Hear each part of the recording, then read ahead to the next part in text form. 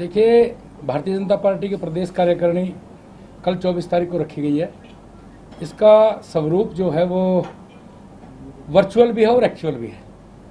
लगभग 7 जगह पर ये हमारी 7 जगह से बैठक होगी, जिसमें माननीय राष्ट्रीय अध्यक्ष जगत प्रकाश नड्डा जी दिल्ली से हमारे से जुड़ेंगे, चंडीगढ़ से माननीय मुख्यमंत्री जी, माननीय प्रभारी जी, माननीय प्रदेश अध्यक्ष जी जुड़ेंगे, और इसी प्रकार हिसार से, जींद से, रोहतक, रेवाड़ी, गुरुग्राम से, वहाँ से हमारे बाकी नेता जुड़ेंगे।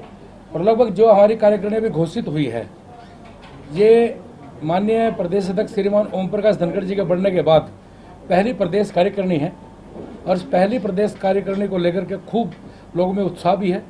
और ये हमने कोरोना काल का जो प्रोटोकॉल है उसके अंतर्गत ये 7 जगह से इसकी व्यवस्था की गई है, और कल ये हम करने जा रहे हैं। देखिए, छोटी टोली की जो बैठक हुई है उसमें इसी प्रकार की चर्चाएं चलती हैं, अभी कल किस प्रकार करना है, क्या दिनक्रम रहेगा, क्या व्यवस्था रहेगी, किस प्रकार से पूरे 7 जगह को जोड़ा जाएगा।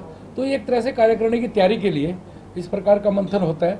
और एक कल हम राजनीतिक प्रस्ताव, जो कोरोना काल में एक चुनौती थी, जो प्रबंधन और सेवा से जिसका समाधान किया, और उसमें भारतीय जनता पार्टी ने, चाहे वो केंद्र की सरकार हो, चाहे वो प्रदेश की सरकार हो, और चाहे भारतीय जनता पार्टी का कार्यकर्ता हो, उसने बहुत ही मेहनत से और लगन से काम किया। और अब लगता है कि हमने इस दूसरी लहर को भी पार पा लिया।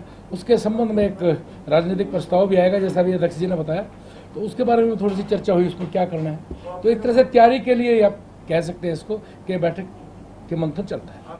हाँ, भी माननीय मुख्यमंत्री जी के साथ भी हमारी जो रूटीन की बैठकें वो होती हैं, और क्योंकि आज सभी चंडीगढ़ ही थे, तो इत्तेफाक से वो आज ही वो बुला ली, वरना तो महीने में एक बार छोटी टोली की बैठक वो पहले भी आप सबको पता वो होती रहती है। तो क्योंकि आज सब यहीं थे, तो आज वो बैठक भी हो जाएगी। प्रदेश कार्यकारिणी का एजेंडा, एक तो भविष्य में क्या क्या कार्य योजना रहेंगी, किस प्रकार के काम हमने करने हैं, क्या क्या अगले महीनों में भारतीय जनता पार्टी काम करने वाले, पूरी कार्य योजना उसके अंदर रखी जाएगी।